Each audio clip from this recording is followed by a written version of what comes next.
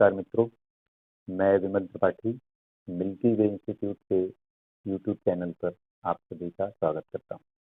तो जैसा कि आप लोग जान रहे हैं कि इस समय हम लोग सौर मंडल का अध्ययन कर रहे हैं और इस क्रम में हम लोगों ने सौर मंडल में पहले सूर्य का अध्ययन किया, फिर उसके बाद क्रम से बुध, शुक्र, पृथ्वी, मंगल और बृहस्पति, यहाँ तक इन ग्रहों का हम अध्ययन कर चुके हैं। और आज इसी क्रम को आगे बढ़ाते हुए आज हम इसके बाद देखेंगे शनि या सैटर्न को। तो जैसा कि हम कहते आ रहे हैं कि जो सौर मंडल वाला सेक्शन है ये फैक्चुअल अधिक है, फैक्ट ज़्यादा है, इसमें कॉन्सेप्ट बहुत कम है। तो जो फैक्ट है उसको हम देखेंगे और बीच बीच में जो कॉन्सेप्ट आ रहा है हम उसको भी समझाएंगे। तो शनि के बारे में सबसे पहली बात यह है कि यह जो है वो सौर मंडल का दूसरा सबसे बड़ा ग्रह है। बृहस्पति के बाद जो ग्रह है वो शनि है। तो आकार में और भार में इस तरह से शनि सौर मंडल का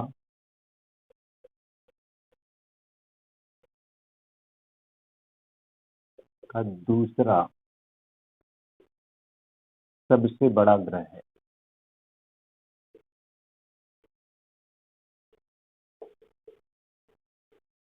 एक महत्वपूर्ण फैक्ट ये है और ये सभी जानते हैं इस बात से, बृहस्पति सबसे बड़ा ग्रह है और उसके बाद जो नंबर आता है वो शनि का है। इसके बारे में अगला तथ्य, अगली जो सूचना है वो क्या है कि इसके उपग्रहों की संख्या वर्तमान समय में सबसे अधिक है। इसके उपग्रहों की संख्या इस समय वर्तमान समय में सबसे अधिक है और वो इस समय 83 पहुंच चुकी है। 2021 में एक उपग्रह और बढ़ा तो वो 83 पहुंच चुकी है। तो अगला फैक्ट क्या आता है, इसके उपग्रहों की संख्या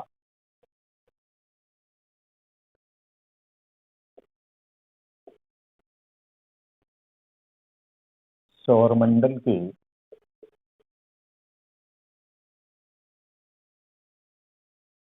सभी ग्रहों में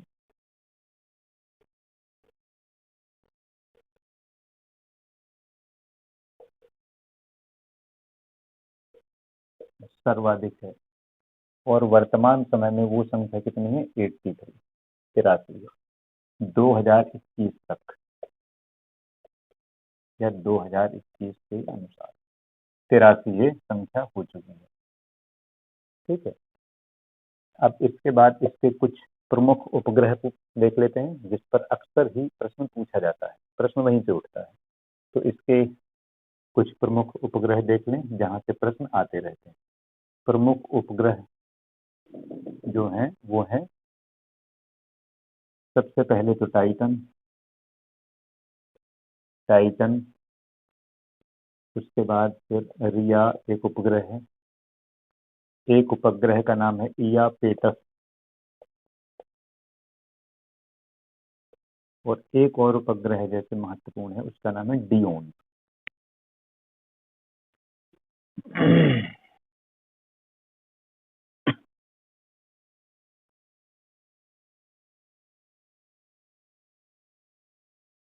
और प्रश्न ले घूम घुमाकर यहीं से प्रश्न आता रहता है। कई बार वो प्रश्न में मैचिंग पूछते हैं कि एक तरफ उपग्रह लिख देंगे, सामने उपग्रह लिख देंगे और उसकी मैचिंग करवाते हैं। तो टाइटन, रिया, इयापेटस और डियोन प्रमुख उपग्रह हैं, जिसमें से टाइटन क्या है, टाइटन शनि का सबसे बड़ा उपग्रह है और सौर मंडल का दूसरा सबसे बड़ा उपग्रह है। यानी टाइटन क्या हुआ, टाइटन जो है शनि का सबसे बड़ा उपग्रह तथा सौर मंडल का दूसरा सबसे बड़ा उपग्रह।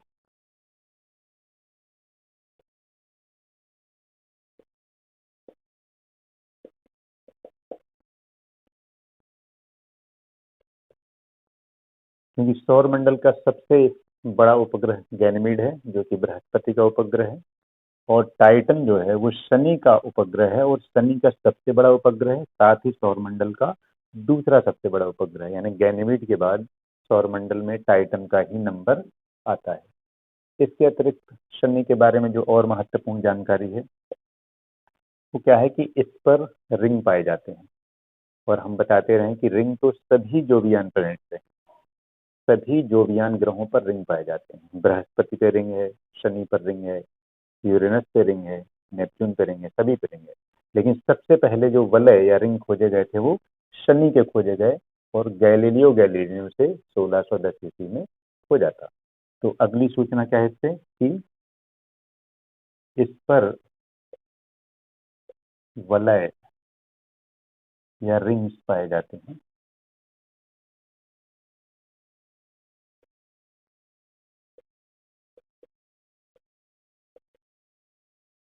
और इन्हें किसने खोजा? इन्हें गैलीलियो ने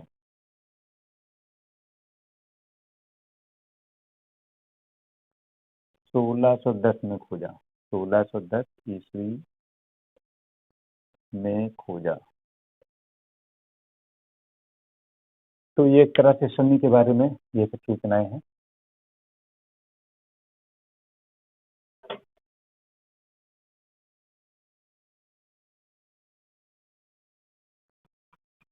इसके बाद हम अगला उपग्रह देखेंगे।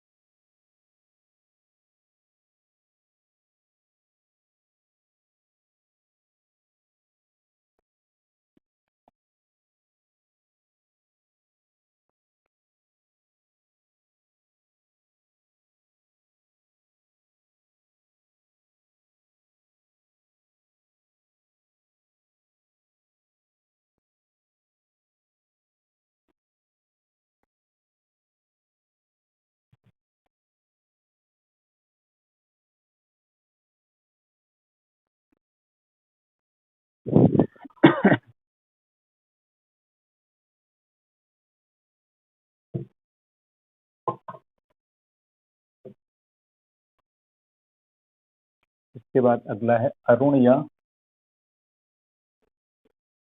यूरेनस।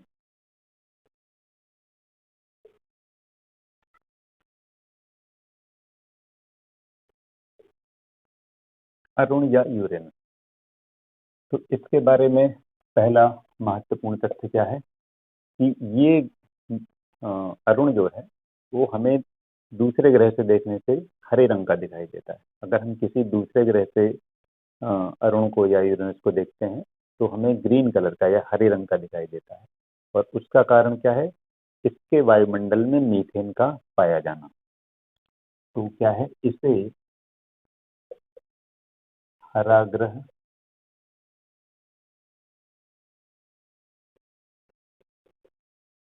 या ग्रीन प्लेनेट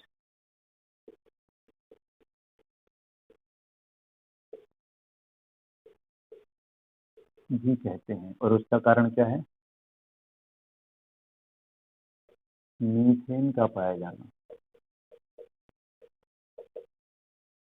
मीथेन के कारण ये हरे रंग का दिखाई देता है। इसके पहले हमने आपको बताया था कि पृथ्वी के बारे में बताया था कि इसे भी ग्रीन प्लेनेट कहते हैं। पृथ्वी को हरा ग्रह क्यों कहते हैं, हरित ग्रह? हमने बताया था कि उस पर समृद्ध जैवमंडल के कारण, पृथ्वी पर जो समृद्ध जैवमंडल है उसके कारण पृथ्वी को हरा हरित ग्रह या हरा ग्रह या ग्रीन प्लेनेट कहते हैं।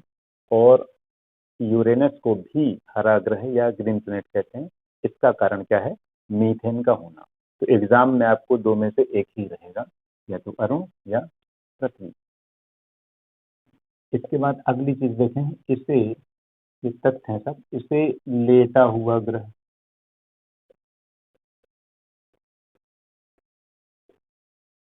इसे लेटा हुआ ग्रह भी कहते हैं। और उसका कारण क्या है? इसका अधिक अक्षीय झुकाव, अधिक अक्षीय झुकाव। और वो कितना है? 82.5 डिग्री।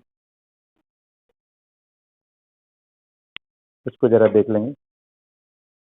जैसे पृथ्वी है, हमने पृथ्वी के बारे में आपको बताया था कि पृथ्वी सीधी ना होकर ऐसे 23.5 डिग्री झुकी है, यानी इसका पृथ्वी का अक्ष झुकाव ऐसे ना होकर ऐसे कितना है 23.5 डिग्री। लेकिन यूरेनस जो है इसका अक्ष झुकाव कितना है, ऐसे है 82.5 डिग्री, यानी अपने कक्षीय तल के लंब से कितना कोण बना रहा है, अक्ष 82.5 डिग्री। तो ऐसे है, इस तरह से है उसका शेप अरुण का।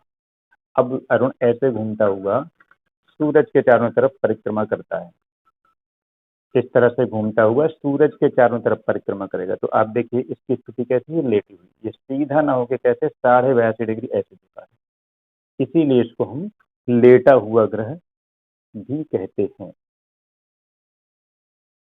अगली चीज के बारे में देखेंगे कि इसका जो अक्ष के चारों तरफ, अक्ष के चारों तरफ जो घूर्णन है, पहले भी हम बता चुके हैं कि यूरेनस और वीनस दो ग्रह ऐसे हैं, यानी शुक्र और अरुण दो ग्रह ऐसे हैं जो अपनी अक्ष के चारों तरफ पृथ्वी की दिशा के विपरीत घूमते हैं।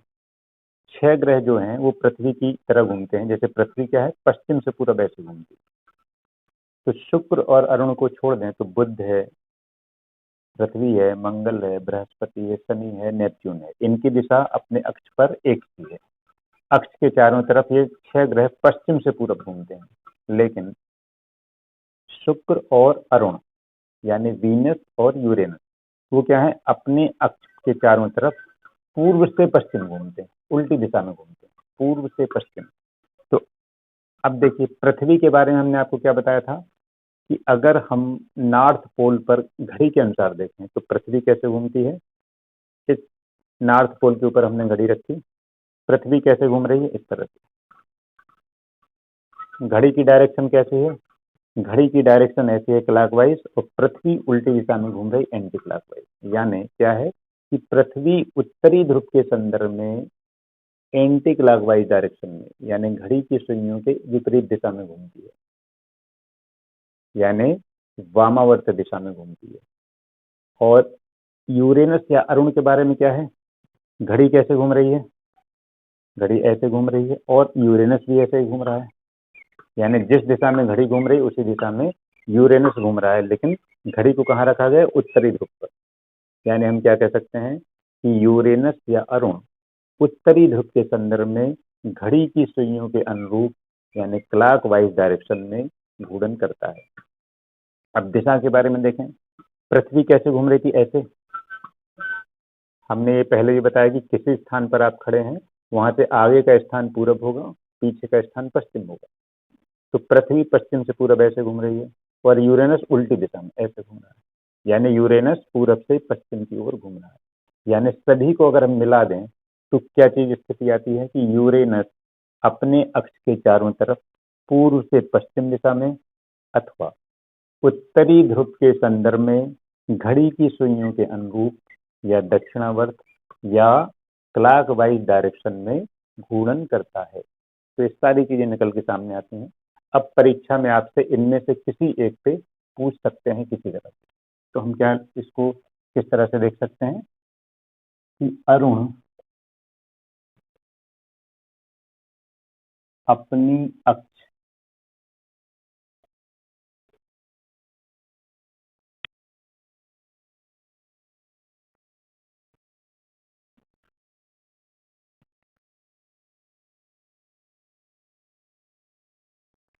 अरुण अपनी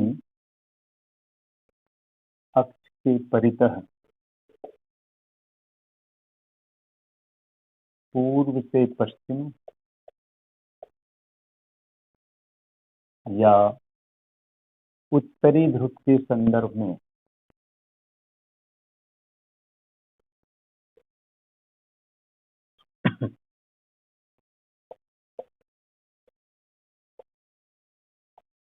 उत्तरी ध्रुव के संदर्भ में घड़ी की सुइयों के अनुरूप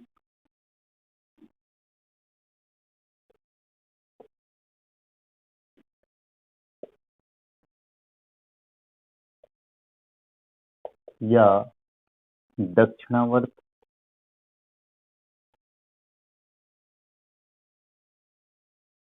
और इसी को इंग्लिश में क्या कहा जाएगा, क्लॉकवाइज।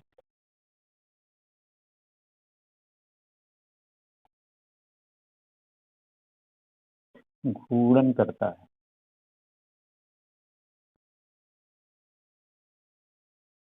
तो इसमें प्रश्न अलग अलग तरह से प्रश्न कभी भी पूछ सकते हैं कि एक तो अरुण की दिशा पूछ सकते हैं कि अरुण की दिशा कैसी है, पूरब से पश्चिम है या उत्तरी ध्रुव के संदर्भ में, दक्षिणी ध्रुव के संदर्भ में, ऐसे पलट के ऑप्शन बनाए जा सकते हैं। या और प्रश्न बन सकता है कि कौन से दो ग्रह अपनी अक्ष के परितः पूर्व से पश्चिम दिशा में घूर्णन करते हैं, उसमें ऑप्शन बनाएंगे अरुण और बुध, अरुण और शुक्र, शुक्र और नेपच्यून, नेपच्यून और यूरेनस। इस तरह से ऑप्शन अलग अलग बनाकर आपसे प्रश्न पूछा जा सकता है। ठीक है। इसके बाद अगली चीज क्या है कि इसके उपग्रहों की संख्या 27 है। इसके उपग्रहों की संख्या 27 है। एक एक चीज हुई। इसके अतिरिक्त और अगली जानकारी क्या है कि इस पर भी वलय पाए जाते हैं, यानी अरुण पर भी वलय है। ये हम आपको पहले ही बताते चले आ रहे हैं लगातार कि अरुण पर भी वलय पाए जाते हैं।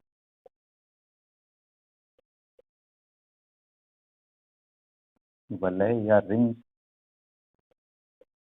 पाए जाते हैं।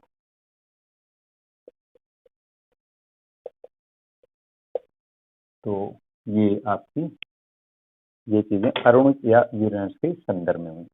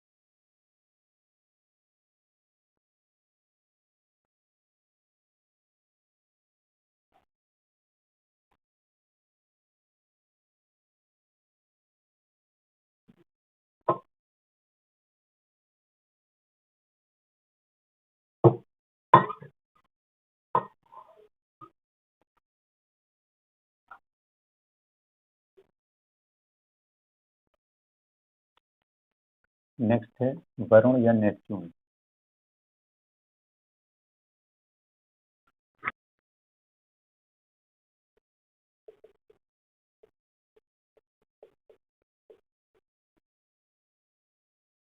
वरुण या नेपच्यून, इसके बारे में क्या जानकारियां हैं, क्या इसके संदर्भित फैक्ट्स हैं।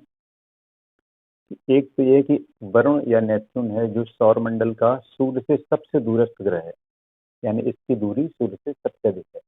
और यही कारण है, इसका परिणाम क्या होगा कि इसीलिए ये सौर मंडल का सबसे ठंडा ग्रह है। तो पहली बात, सूर्य से सबसे दूर स्थित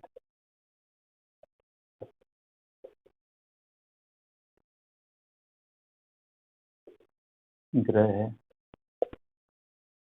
सबसे दूर स्थित ग्रह है इसलिए सूर्य का जो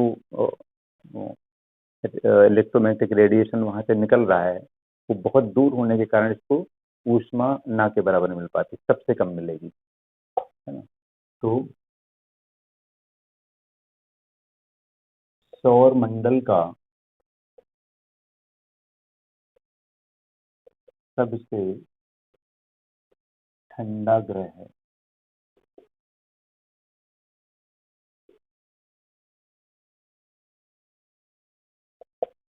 इसके बाद अगली चीज क्या है कि इसके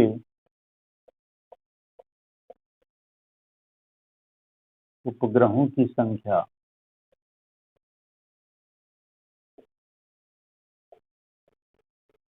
14 उपग्रह हैं इसके। और अगली चीज क्या है कि इस पर भी वलय पाए जाते हैं। इस पर वलय या रिंग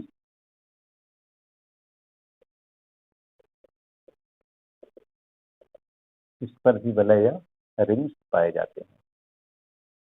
तो ये आपका वरुण के संदर्भ में हुआ।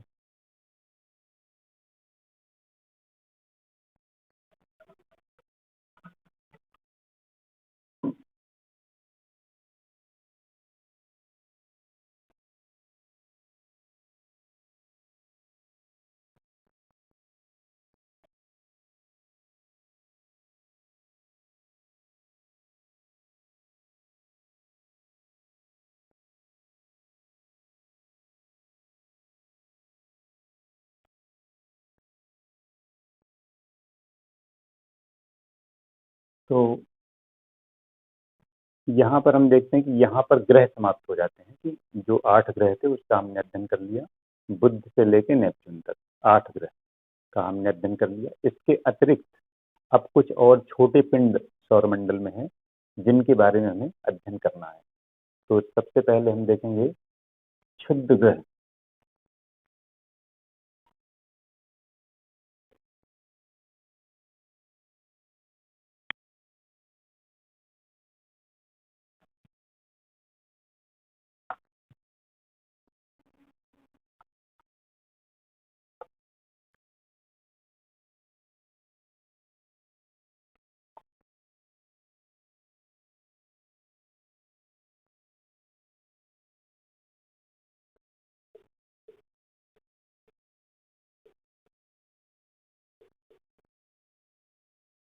क्षुद्र ग्रह या एस्टेरॉइड ये क्या कहलाते हैं? तो क्षुद्र ग्रह जो हैं, अधिकांश क्षुद्र ग्रह मंगल और बृहस्पति के बीच अवस्थित हैं। तो मान लीजिए ये आपका सूर्य है, सन, यहाँ पर बुध, फिर शुक्र, फिर पृथ्वी, फिर क्या आएगा, मंगल।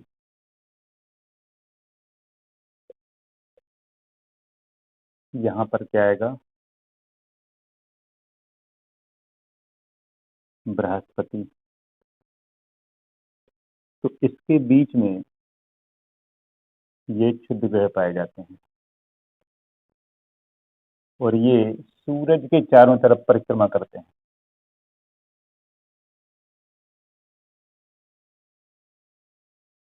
क्षुद्र ग्रह ये क्या है, छोटे छोटे पिंड हैं और इसके बारे में मान्यता ये है कि ये ग्रहों से टूटे हुए छोटे पिंड हैं और इनकी अधिकांश संख्या कहाँ पर है, मंगल और बृहस्पति के बीच। तो अधिकांश क्षुद्र ग्रह मंगल और बृहस्पति के बीच पाए जाते हैं और ये परिक्रमा किसकी कर रहे हैं, सूरज की परिक्रमा कर रहे हैं। जैसे मंगल, बृहस्पति और ग्रह परिक्रमा कर रहे हैं सूर्य की, वैसे ही सभी क्षुद्र ग्रह क्या है, वो बृहस्पति की परिक्रमा कर रहे हैं। इसलिए इनका ऑर्बिट भी क्या होगा, दीर्घवृत्ताकार या इलिप्टिकल पाथ पर ये चक्कर लगाते हैं। तो सबसे पहली बात तो क्या है कि ये मान्यता जो है कि ये ग्रहों के विखंडन से टूटे हैं, एक चीज, ठीक है। और उसके बाद क्या है, अगली चीज क्या है कि अधिकांश क्षुद्र ग्रह क्या है,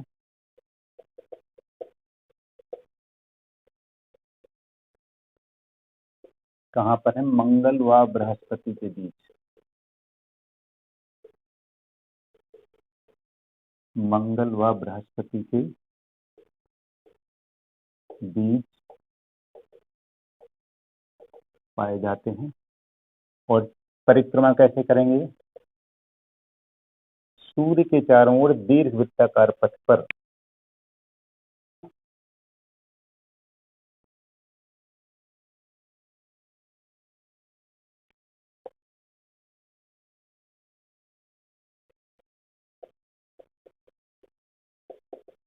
चारों ओर दीर्घवृत्ताकार पथ पर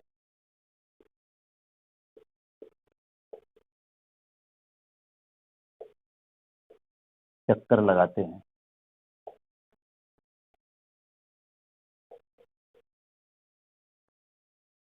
और ये जो पेटी है मंगल और बृहस्पति के बीच, जो पेटी है क्षुद्र ग्रहों की, इसमें अधिकांश क्षुद्र ग्रह हैं, इसको हम कहते हैं एस्टेरॉइड बेल्ट।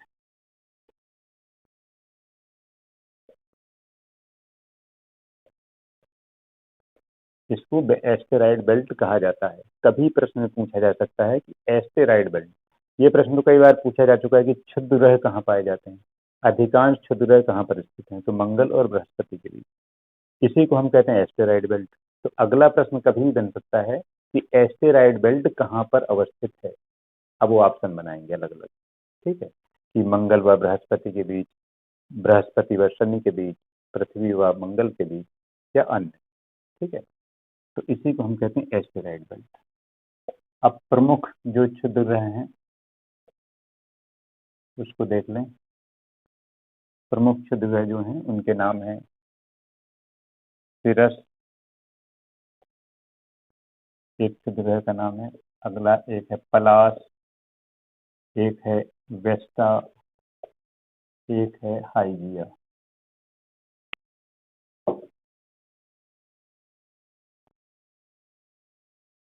सिरस, पलाश, वेस्टा, हाइजिया।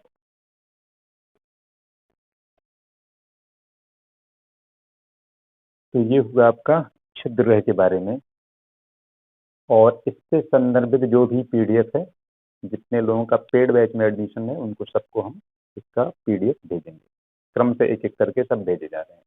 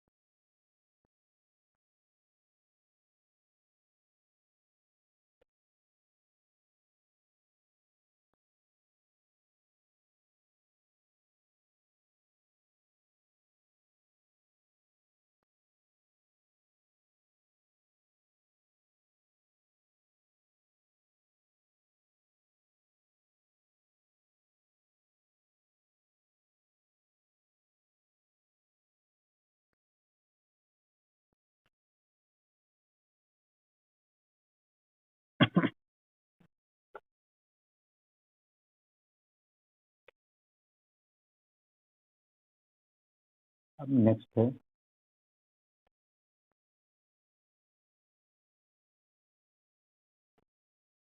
धूमकेतु या पुच्छल तारा, इंग्लिश में कहते हैं कॉमेट्स।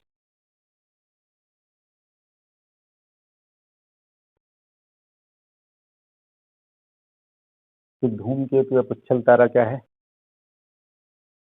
जैसे ये मान लीजिए सूर्य है, सन। तो धूमकेतु या पुच्छल तारे क्या है? ये बर्फ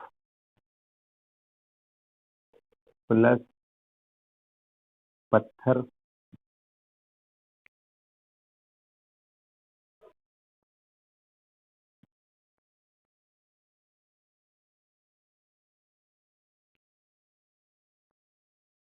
बर्फ पत्थर धूल गैस, इससे मिलकर बने होते हैं। पुच्छल तारा जो होता है वो क्या होता है? बर्फ पत्थर धूल गैस, इससे मिलकर बना होता है। और पुच्छल तारे की पूंछ जो है वो हमेशा सूर्य से विपरीत दिशा में होती है। जैसे ये है पुच्छल तारा, इसका एक शीर्ष होगा और एक पूंछ होगी ऐसे।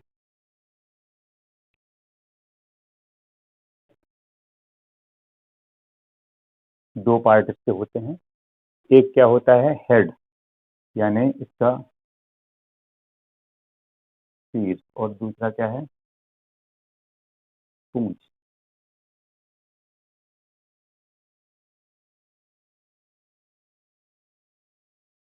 और इसकी पूंछ जो है हमेशा सूर्य से विपरीत दिशा में होती है। जैसे जैसे ये पुच्छल तारा सूर्य के नजदीक आता जाएगा, ये भी क्या है? दीर्घवृत्ताकार पथ पे चक्कर लगाता है। तो दीर्घवृत्ताकार पथ पे चक्कर लगाता है तो कुछ समय दूर रहेगा, फिर निकट पास आता चला जाएगा। तो जैसे जैसे पास आता जाता है दो चीजें होती हैं, एक तो इसकी पूंछ की लंबाई बढ़ती जाती है, और दूसरी बात है पूंछ विपरीत दिशा में होती जाती है। उसका कारण क्या है? सूर्य से निकलने वाला जो विद्युत चुम्बकीय विकिरण है, उस विद्युत चुम्बकीय विकिरण में आवेशित कणों के कारण प्रतिकर्षण बल काम करता है। तो उस प्रतिकर्षण बल के कारण ये जो गैसेज हैं आयनित होकर विपरीत दिशा में विक्षेपित होती हैं। तो जैसे जैसे ये इसके पास आएगा, यहाँ पर आया, इसकी पूंछ क्या चली गई इधर, यहाँ पर आएगा, इसकी पूंछ किधर चली गई पीछे की तरफ। तो प्रतिकर्षण बल के कारण इसका जो पूंछ है वो हमेशा ही सूर्य से विपरीत दिशा में होती है। तो इसके जो महत्वपूर्ण तथ्य हैं वो क्या क्या हैं?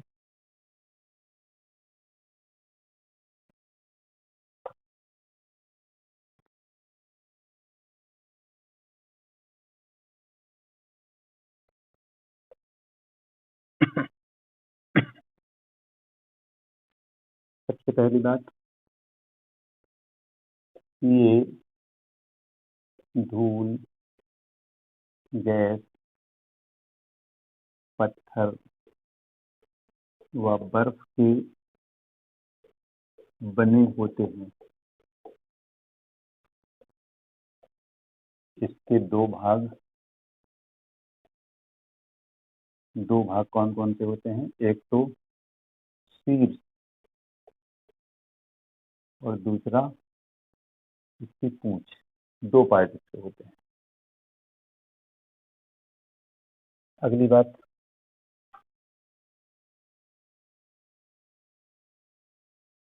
सूर्य के चारों ओर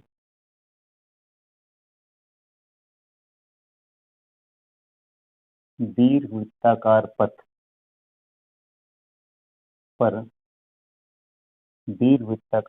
पर चक्कर लगाते हैं।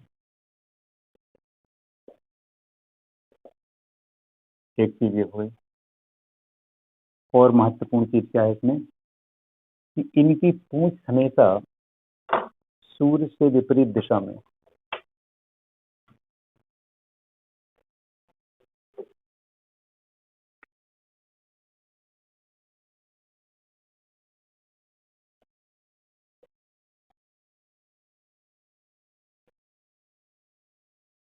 सूर्य से विपरीत दिशा में होती है। एक चीज ये हो गई।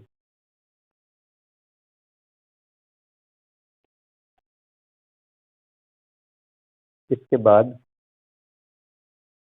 जो महत्वपूर्ण पुच्छल तारा है वो क्या है? प्रमुख धूमकेतु,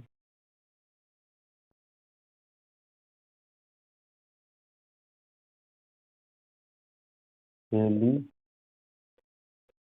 और शुमाकर लेवी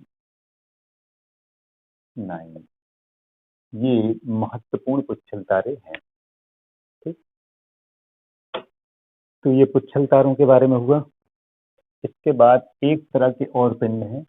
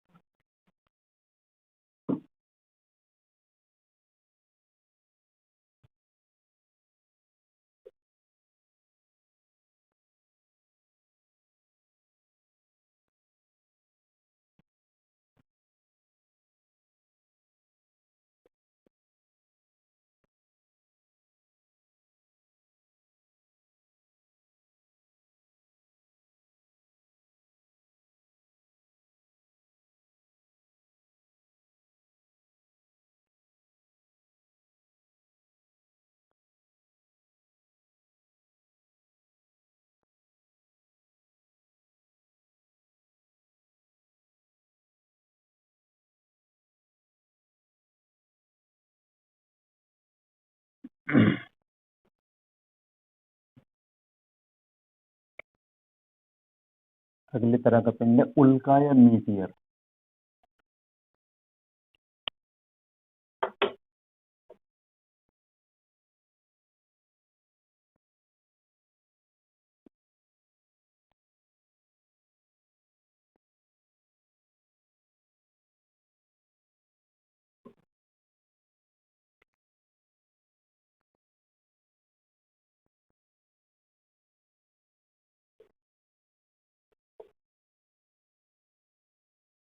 उल्का या मीटियर, तो उल्का क्या है?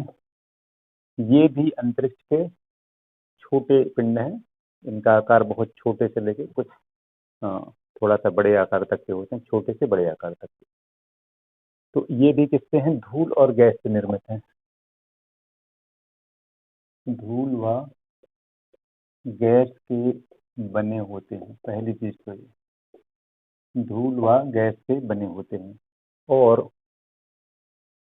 इनका क्या होता है? पृथ्वी पर उल्कापात होता रहता है, यानी उल्का पिंड गिरते रहते हैं। ये छोटे छोटे बिल्कुल कणों के आकार से लेके कुछ बड़े बड़े आकार के पिंड तक होते हैं। तो हमेशा पृथ्वी पर उल्का हमेशा ही गिरते रहते हैं, रोज गिरते हैं। और इनका आकार छोटे से लेके बड़े तक होता है। तो जब क्या होता है? जब ये उल्का पृथ्वी के वायुमंडल में प्रवेश करता है तो एटमॉस्फेरिक कंपोजिशन यानी वायुमंडलीय संगठन से इनका घर्षण होता है।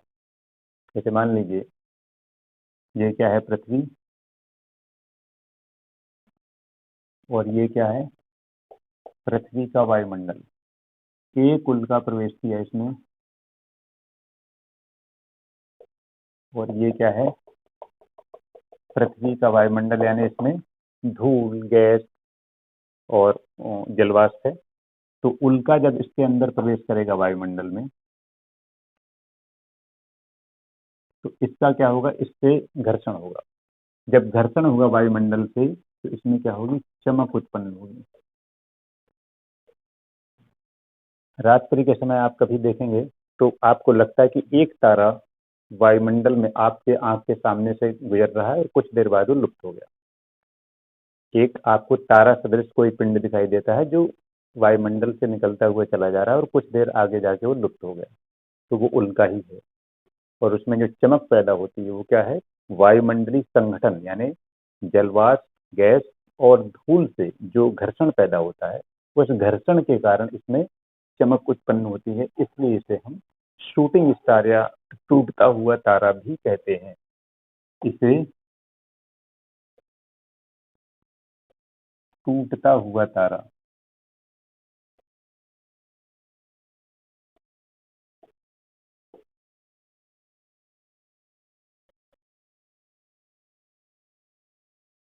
या शूटिंग स्टार भी कहते हैं। और उसका कारण क्या है? चमक का उत्पन्न। तो ये उल्का के बारे में। इसके अतिरिक्त क्या होता है कि अगर मान लीजिए कोई बड़ा सा उल्का आया, कोई बड़ा सा उल्का पृथ्वी पर गिरा, तो क्या करेगा? इसमें गड्ढा बना देगा। गड्ढा बना देगा। ठीक है। अब इसी गड्ढे में आगे चलकर पानी भर गया तो उसी को हम क्या कहेंगे? क्रेटर झील या क्रेटर लेक। उल्कापातीय क्रेटर झील के नाम से उसे जाना जाता है। तो ऐसे ही एक क्रेटर झील है महाराष्ट्र में, लोनार झील। वो भी उल्कापातीय क्रेटर झील ही है, जो कि उल्कापात के कारण बनी है। तो पहली चीज तो क्या है कि उल्कापात से पृथ्वी के धरातल पर झीलें बन जाती हैं, गड्ढे बन जाते हैं। उन गड्ढों में जब पानी भरता है तो उसी को हम क्या कहते हैं? उल्कापातीय क्रेटर झील। और इसी तरह की एक क्रेटर झील महाराष्ट्र में है। महाराष्ट्र की लोनार झील। ये क्या है? उल्कापातीय क्रेटर झील है। तो इस तरह से ये उल्का के बारे में जानकारी हुई। तो आज के टॉपिक में हमने सौर मंडल के संदर्भ में इतनी चीज़ों को पढ़ा। सभी ग्रह यहाँ पर समाप्त होते हैं और इसके अतिरिक्त अन्य छोटे पिंडों के बारे में हमने अध्ययन किया। तो सौर मंडल का ये एक बड़ा हिस्सा यहाँ समाप्त होता है। अभी सौर मंडल के संदर्भ में और चीज़ें शेष हैं, जैसे हमें चंद्रमा के बारे में अध्ययन करना है। तो चंद्रमा के बारे में अगली क्लास में हम आपसे फिर से मिलेंगे। तब तक के लिए